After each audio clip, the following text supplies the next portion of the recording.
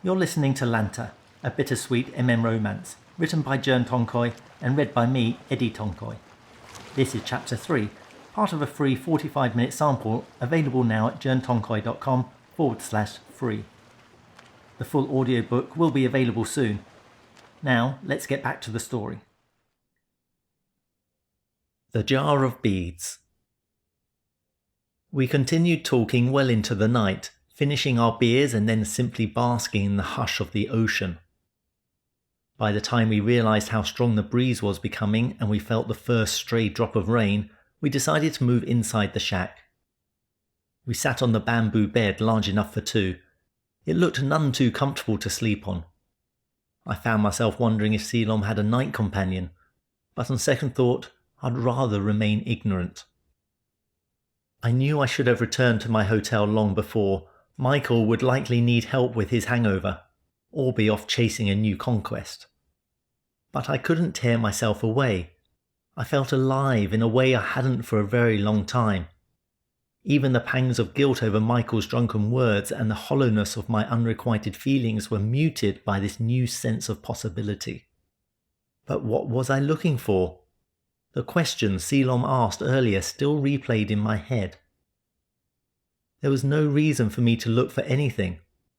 I had my life planned and laid out before me. All that was expected of me was to show up, a respectable heir to my family heritage. As the hours stretched, the candle we'd lit and propped next to a jar of glass beads on a shelf started flickering, threatening to go out. Shadows danced on the walls, turning every movement into a wave of silhouettes. "These are pretty," I said, pointing to the colourful beads inside the jar. "My treasure." Ceylon smiled, holding out his hand to catch the sprinkle of colours as the candlelight percolated the jar and scattered rainbows on the other side. At some point, our conversation waned. We fell quiet, eyes meeting across the dimly lit space. My heart pounded. I could feel the heat radiating from him. I reached for his hand. The moment my fingers brushed his, he leaned forward and kissed me. This time, there was no timidity. He'd clearly remembered the way I kissed him on the beach, and reciprocated. He parted my lips with firm insistence from his tongue, and my head swam. I responded, pulling him closer. What was I still looking for? The question bugged me. Breath hitching, we explored each other with a kind of clumsy urgency. It was all new to me, new to him too, I think. The unfamiliarity made it exhilarating, and the authenticity of it made it achingly tender. We shed some clothing, but everything was awkward angles. The night was warm and our sweaty skin glistened under the flickering flame. Part of me had already surrendered to the moment, but another part, a bigger part, was raising a red flag, multiple red flags. With every kiss, I was being pulled into dangerous waters, unable to make a rational decision. Ceylon was 19 and in a hurry to grow up. He was of a legal age for sex, sure, but was he mature enough? I was meant to be the adult, but I was crossing a line of impropriety. What's more, if this ever got out, it would likely put an end to my career before it even started. Would he regret this? Would I regret this? I rallied as much common sense as I could and pushed him off me. Ceylon fell back on his pillow and watched as I pulled my t-shirt back on. I couldn't face him and sat at the edge of the bed. I really should be returning to the hotel, but I couldn't find the right words of farewell. While I was still forming sentences in my head, a gentle snore came from behind me. I glanced back. Ceylon had drifted off, face half buried in the pillow. I stared at the low-burning candle, at his peaceful expression, at the sweat beading on his forehead, and I uttered a quiet laugh. One can of beer, and he was out like a light. I couldn't bring myself to leave, so I lay down on the bed. Exhaustion and the sweet warmth of the boy next to me lulled me into sleep.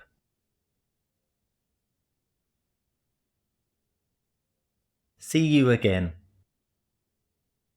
I jolted awake at dawn.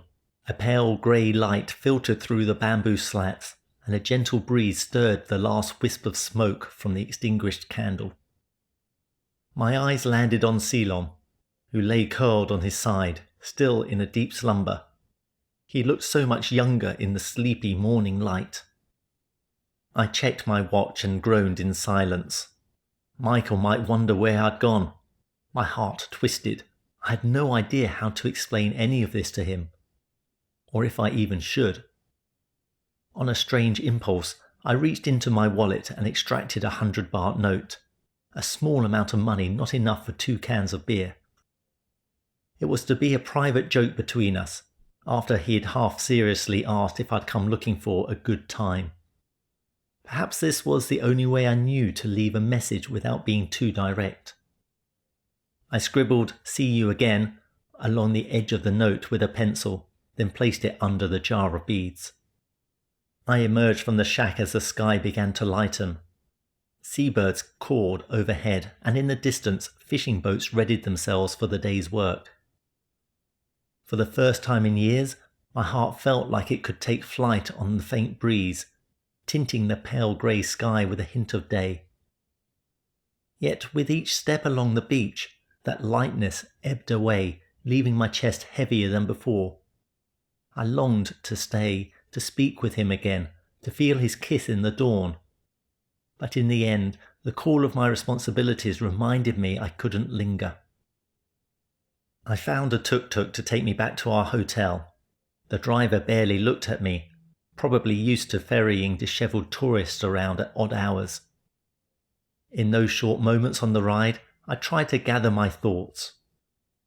Everything about last night felt like a dream, too fragile to hold up under the harsh scrutiny of the morning sun.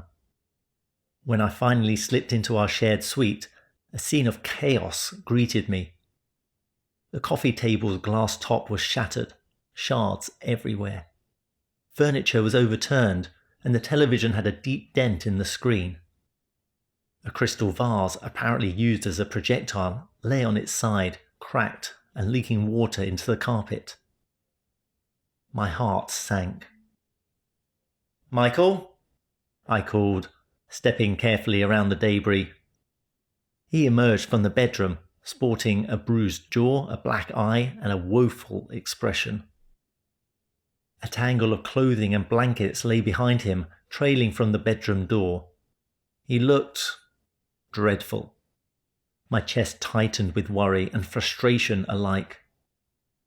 "Lester," he croaked, eyes darting around nervously. "Thank God you're here." "What the hell happened?" I tried to keep my voice down so we didn't invite more attention. "Were we burgled? Are you hurt?" He rubbed his bruised chin. "I was attacked, yes, but not exactly a burglary. It was complicated." My heart sank further. "Tell me." He shifted in embarrassment. I invited a woman back. I thought she was game. I didn't know she had a husband. He showed up and..." Michael gestured around at the wreckage with a sheepish shrug, as if that explained everything. "So he did this, and that to your face." I pointed at his eye, stepping closer to inspect the swelling. Michael nodded miserably. "He demanded money, compensation, for his wife's humiliation. I refused, or maybe I just didn't have enough cash on me at the time. I might have gotten mouthy. Anyway, he wrecked the room, then let me have it. God," I breathed out. "Why in the world did you..." But that question answered itself. Michael was Michael. "Did you at least call security? The police?" He shook his head adamantly. No, we can't risk a scandal. You said it yourself." Anxiety spiked in my veins. This was exactly the sort of fiasco we'd hoped to avoid. News travels fast these days, even if we were on an island in Thailand. Any whiff of scandal, adultery, violence, could tarnish Michael's reputation and, by association, my family's as well. Michael tugged at my arm. "Listen, Lester, we need to get out of here. I already changed our flight. We're leaving on the 10 o'clock plane back to Bangkok. The van to the airport is coming in half an hour. Please, hurry up and pack." I felt an immediate and crushing sense of loss. My mind travelled back to the shack, to the promise of seeing Ceylon again, to that note I'd left him. "But I can't just leave. I said someone is—" "Don't be daft." Michael cut me off, noticing the hesitation in my face but not understanding its origin. "We can't stay here. It's not safe. Not to mention the scandal. We have to go. Now." He was right, of course. The tangled obligations of social standing weighed heavily on both of us, and the last thing I wanted was to see Michael get into more trouble.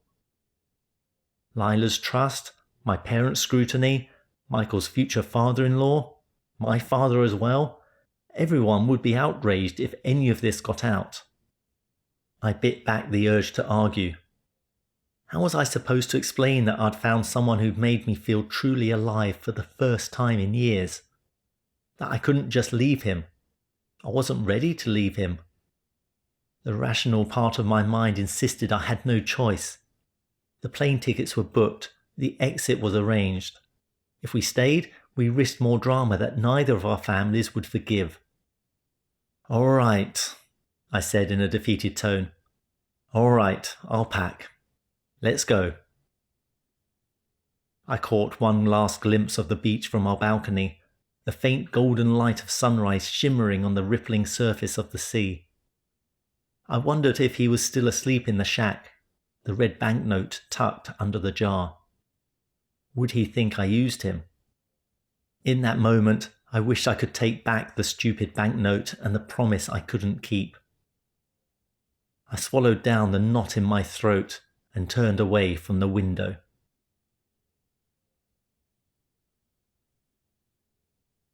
Voyage home. Soon enough, we were in the hired van, winding along the road toward the ferry terminal. I stared out the window, watching lush palm trees and roadside vendors flash by.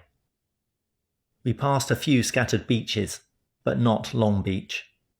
I clenched my fists in my lap, fighting the urge to ask the driver to stop, let me run off, and do what? A last goodbye? A promise to keep in touch? It was absurd. I didn't intend to keep in touch. The only thing I was allowed to keep was the memory of that kiss.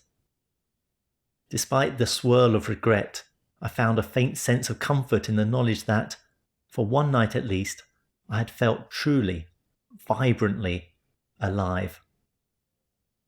On the ferry to the mainland, Michael dozed, leaning against the window. I stared at the horizon, trying to imprint every detail of Lanta's skyline in my mind.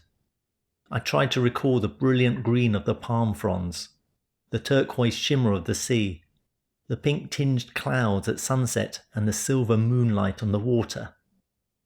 And more than anything, I wanted to hold on to the faint, shifting hue of the breeze itself, like a swirl of aquamarine and pale gold that I hadn't seen in years. It reminded me that I was still capable of feeling more than polite indifference. With these thoughts tangling in my head, I closed my eyes, letting the hum of the ferry's engine lull me into an uneasy rest. I half dreamed of Devon's pebbled beaches, of my mother's gentle hands untangling sea-kissed hair, of moonlight on copper skin, of warm, uncertain lips pressed shyly against mine. And so began my bittersweet romance with the colour of the breeze. That concludes part 1 of Lanta. If you'd like to continue listening, sign up to be notified when the full audiobook is released. Just visit journtonkoi.com/free. Thank you for listening.